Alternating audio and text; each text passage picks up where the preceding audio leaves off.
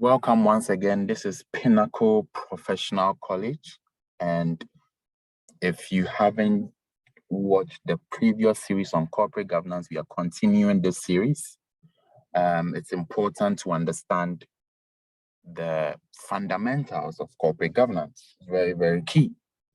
Now, let's talk more about the director's duties when it comes to corporate governance, right? Now, to some extent, corporate governance is supported by good corporate governance is supported by the law. So, for example, in Ghana, the directors of a company owe certain duties to their company. They have a certain duty, a certain obligation to their company because good governance is supported by the law. And these duties are stated in the Companies Act. Now, what does the Act state? What does the Act state? Now, let's look at the Act critically. Now, you can check this Act for yourself, the Companies Act for yourself, but let's look at what the Act states. The Act states that a director shall act at all times in what he believes to be the best interest of the company as a whole, so as to preserve its assets. Further its business, and promote the purposes for which it was formed, and in such manner as a faithful, diligent, careful, and ordinarily skillful director would act in the circumstances. Now, what does this mean? What does this mean? Key word here, acting in the best interest, right? So the Act supports good corporate governance. And what do we say good corporate governance was? It's basically acting in the interest of your shareholders. So the director must act at all times in the best interest of the company. They must act in the best interest of the company. They must act in the best interest of the company and further its course, promotes the purposes for which it is formed.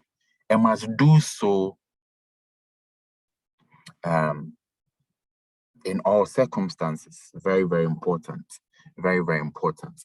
It goes on to state, the Act goes on to state, in considering whether a particular transaction or course of action is in the best interest of the company as a whole, a director may have regard to the interest of the employees as well as the members of the company.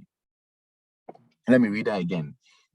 In considering whether a particular transaction or course of action is in the best interest of the company as a whole, a director may have regard to the interest of the employees as well as the members of the company. So what does this mean? So basically, how do we know that directors are acting in the best interest of the company?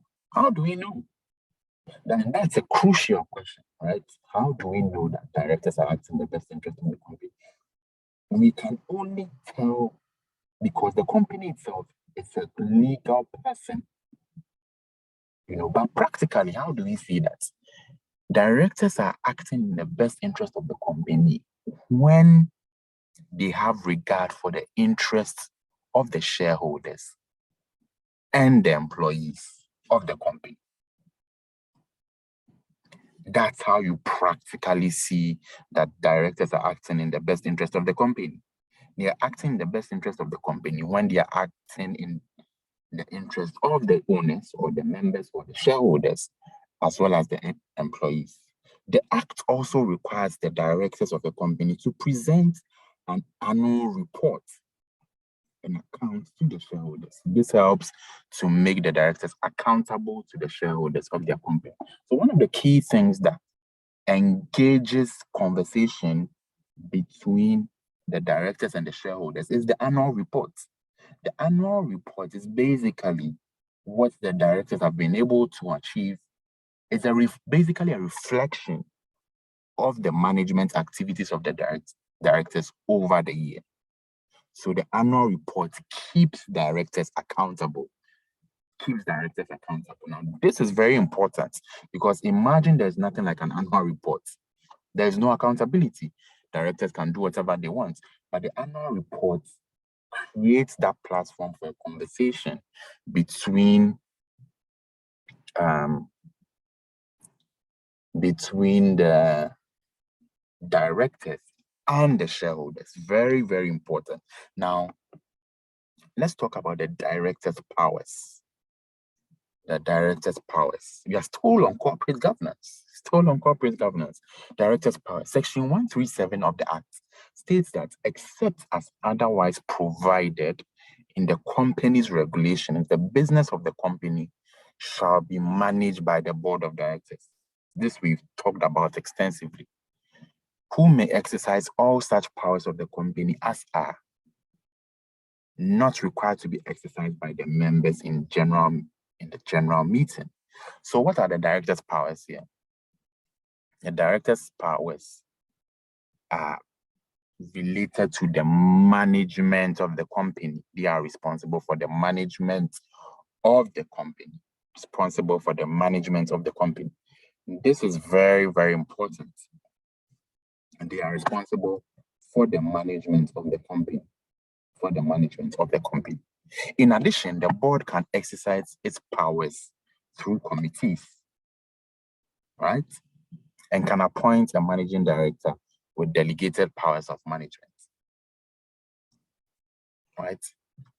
Remember when I was explaining corporate governance and introducing it, I said the company's constitution delegates powers to the board of directors.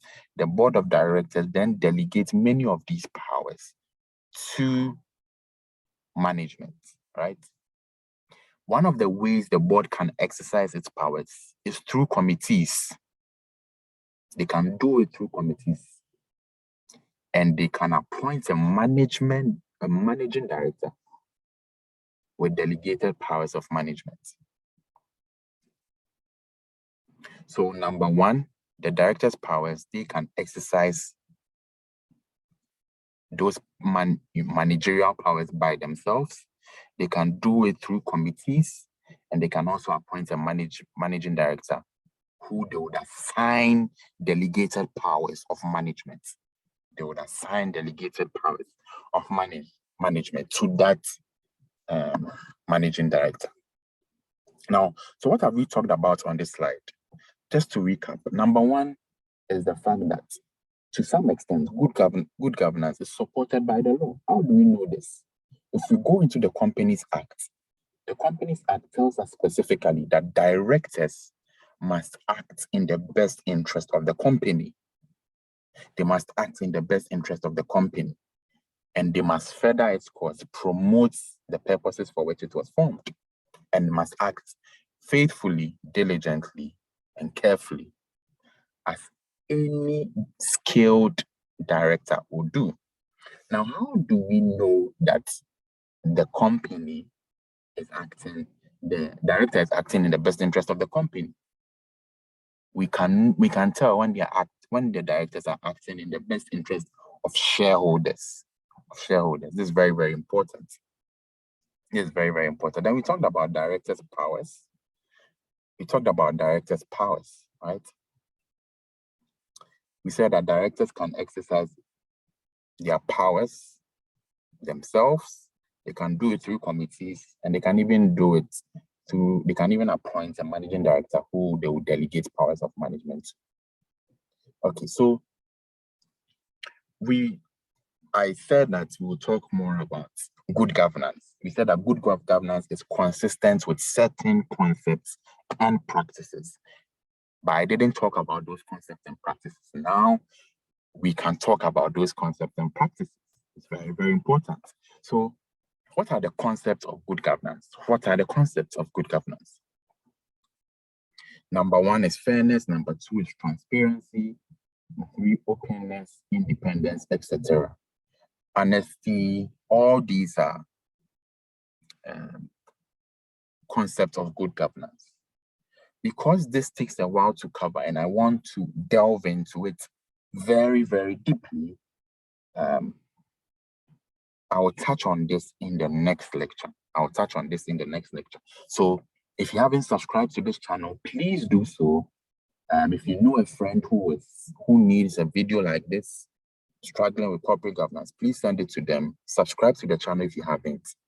Thank you and have a good